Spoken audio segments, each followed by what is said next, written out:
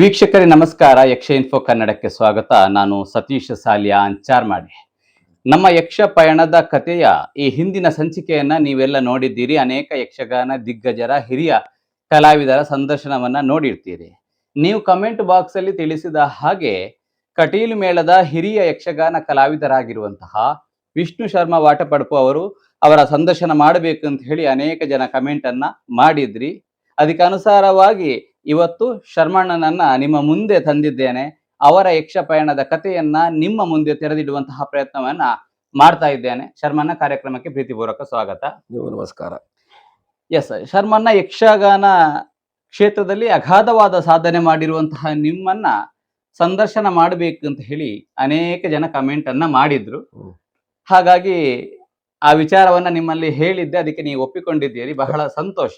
ಸರಿ, ನಿಮ್ಮ ಎಲ್ಲಾ ಯಕ್ಷ ಪಯಣದ ವಿಚಾರಕ್ಕೆ ನಾನು ಬರ್ತೇನೆ. ಅದಕ್ಕಿಂತ ಮುಂಚಿತವಾಗಿ ವಿಷ್ಣು ಶರ್ಮಣ್ಣನವರು ಎಲ್ಲಿ ಅವರ ಪ್ರಾಥಮಿಕ ಜೀವನದ ಬಗ್ಗೆ ಅಥವಾ ವಿದ್ಯಾಭ್ಯಾಸ, ನೀವು ಎಷ್ಟು ಜನ ಮಕ್ಕಳು, ಏನಂತ ಹೇಳುದಾದ್ರೆ ಎಲ್ಲಿಯವರು ಅಂತ ಹೇಳಿ. ವಿಟ್ಲದಿಂದ ಒಂದು 10-15 ಕಿಲೋಮೀಟರ್ ದೂರ ಮಾಣಿಲ. ಹೌದು, ಮೂರ್ವ ಮಾಣಿಲ ಅಂತ ಹೆಸರು. ಆ ಮಾಣಿಲ ಗ್ರಾಮಕ್ಕೆ ಸಂಬಂಧಪಟ್ಟು ಮತ್ತೆ ಈ ಕಡೆಯಿಂದ ಬಾಯಾರು ಗ್ರಾಮಕ್ಕೂ ಸಂಬಂಧಪಟ್ಟ, ಅಂದ್ರೆ ಕೇರಳ ಕರ್ನಾಟಕ ಬಾರ್ಡರ್ ಆಗ್ತದೆ. ಅಲ್ಲಿ ಓಟೆಪಡ್ಪು ಅಥವಾ ವಾಟೆಪಡ್ಪು ಎಂಬ ಸ್ಥಳದಲ್ಲಿ ನಾವು 3 ಜನ ಮಕ್ಕಳು. ಹೌದು. ಒಬ್ಬ ಅಣ್ಣ ಇದ್ದ, ಅವನೊಂದು 27 ವರ್ಷದಲ್ಲಿ ತೀರಿಕೊಂಡಿದ್ದಾನೆ, ಹಾರ್ಟ್ಗೆ ಸಂಬಂಧಪಟ್ಟ ಕಾಯಿಲೆಯಲ್ಲಿ. 4 ಜನ ಮಕ್ಕಳು. 2ನೇವ ನಾನು, 3ನೇವಳು ತಂಗಿ, 4ನೇವ ತಮ್ಮ.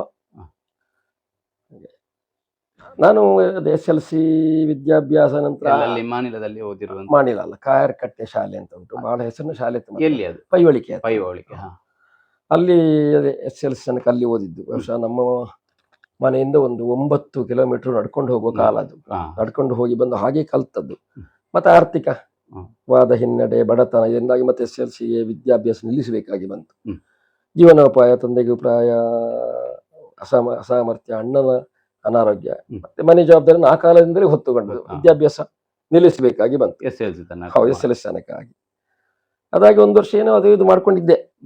ಮತ್ತೆ ಊರಲ್ಲಿ ಯಕ್ಷಗಾನವನ್ನು ನೋಡಿದಾಗ ಯಕ್ಷಗಾನ ಕಲಿತರೆ ಹೇಗೆ ಆಸಕ್ತಿ.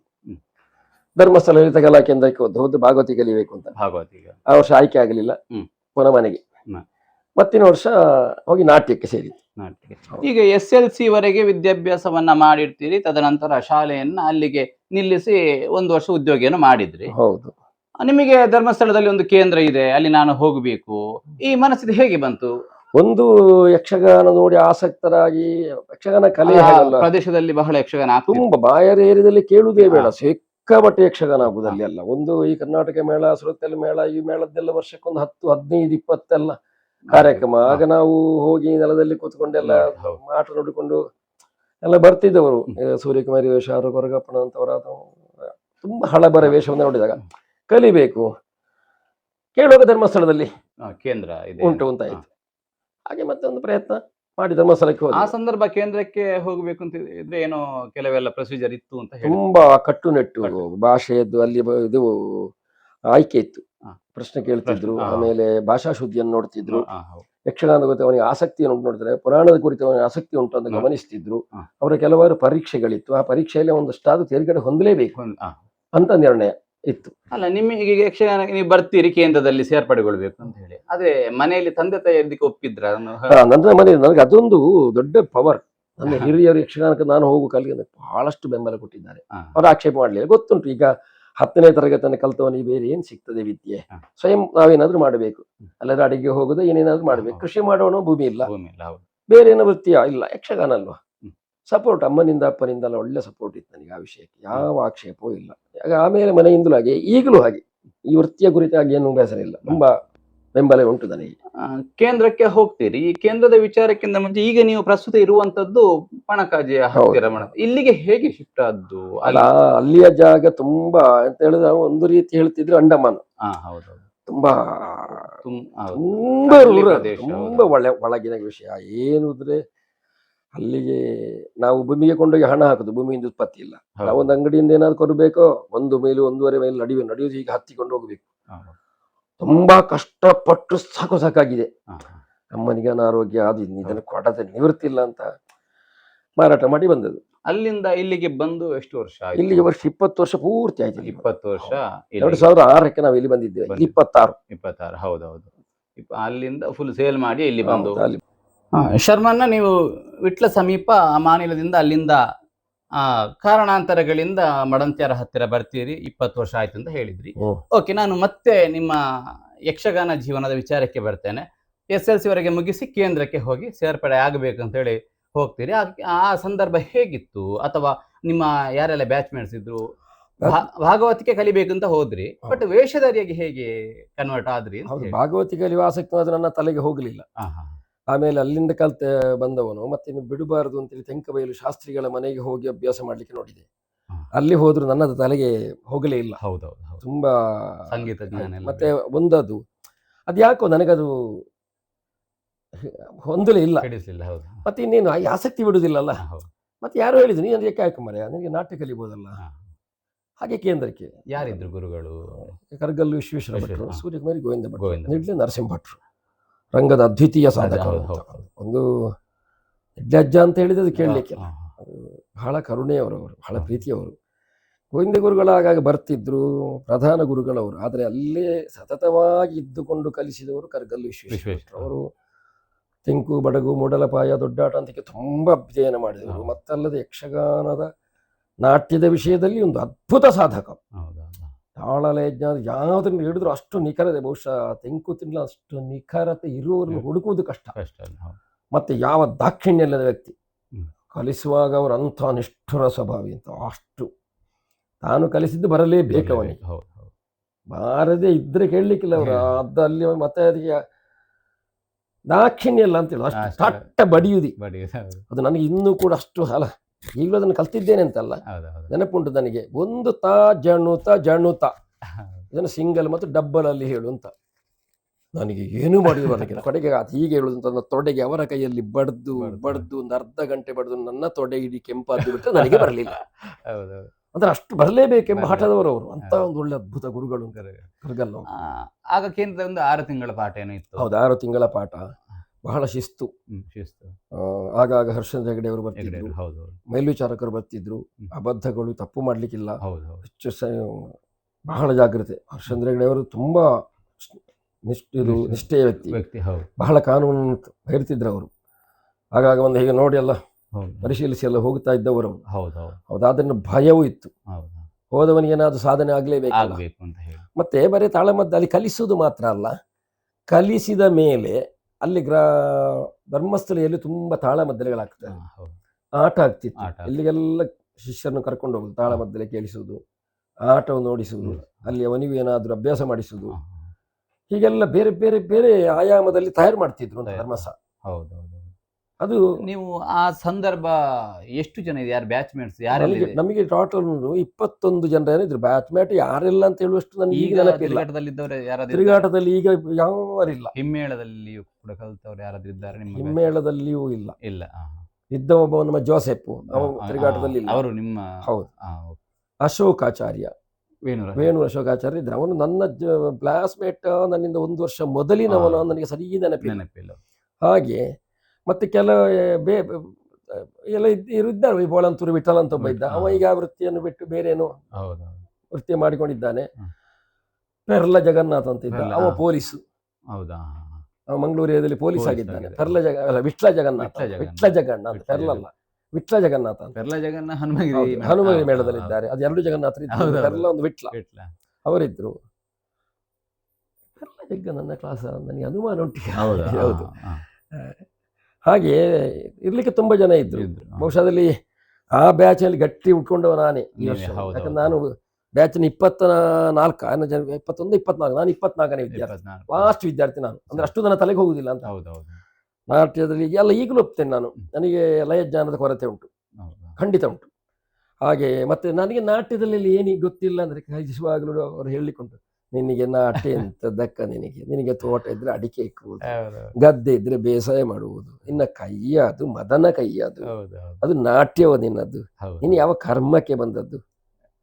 ಅಷ್ಟು ಬಯಸಿಕೊಂಡಿದ್ದೆ ನಾನು. ಅಷ್ಟು ಬಯಸಿಕೊಂಡಿದ್ದೆ ಅಂದ್ರೆ ಎಷ್ಟು ನನಗೆ ಗೊತ್ತಿಲ್ಲ, ಅಷ್ಟು ಬಯಸಿಕೊಂಡಿದ್ದೆ.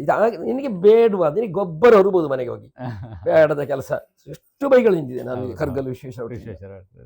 ಈಗ ಇದು ಅಲ್ಲಿ ಆಯ್ತು 6 ತಿಂಗಳ ಪಾಠ ಆಗ್ತದೆ. ಆದ ನಂತರ ಶರ್ಮನ್ನ ಹೇಗೆ ಯಕ್ಷಗಾನ ಅದು ಹೇಗೆಂದ್ರೆ ಕೇಂದ್ರಕ್ಕೆ ಬೇರೆ ಬೇರೆ ಮೇಳದವರು, ಧರ್ಮಸ್ಥಳ ಲಲಿತ ಕಲಾ ಕೇಂದ್ರ ಉಂಟು, ಅವರವರ ಮೇಳಕ್ಕೆ ಬೇಕಾದಂತ ಹುಡುಗರು ಬೇಕಾದ್ರೆ ಕೇಂದ್ರವನ್ನೇ ಬಂದು ಸಂಪರ್ಕ ಮಾಡ್ತಾರೆ. ಮಾಡಿ ಯಾವ ಮೇಳಕ್ಕೆ ಆಯ್ಕೆ, ಅವರ ಮೇಳಕ್ಕೆ ಧರ್ಮಸ್ಥಳ ಮೇಳಕ್ಕೆ ಬೇಕಾದ ಹುಡುಗರಿದ್ದ ಅವರು ಇಟ್ಟುಕೊಂಡು. ಹಾಗೆ ನಾನು ಸುಂಕದಗಟ್ಟೆ ಮೇಳದವರು ಬಂದಿದ್ರು. ಧರ್ಮಸ್ಥಳ ಮೇಳದಲ್ಲಿ ಅವಕಾಶ ಇಲ್ಲ, ಯಾಕಂದ್ರೆ ನಾನು ಚುರುಕಿಲ್ಲ. ನಾನು 24ನೇ ವಿದ್ಯಾರ್ಥಿ ನಾನು. ಹೌದೌದು ಹೌದು. ಅಲ್ಲಿ ಎಷ್ಟು ಇದ್ದ ಅಗ್ರಪಂಕ್ತಿಯ ಹುಡುಗರನ್ನು ತಕೊಳ್ಳುವುದಲ್ಲಿ. ಸರಿ ಸರಿ.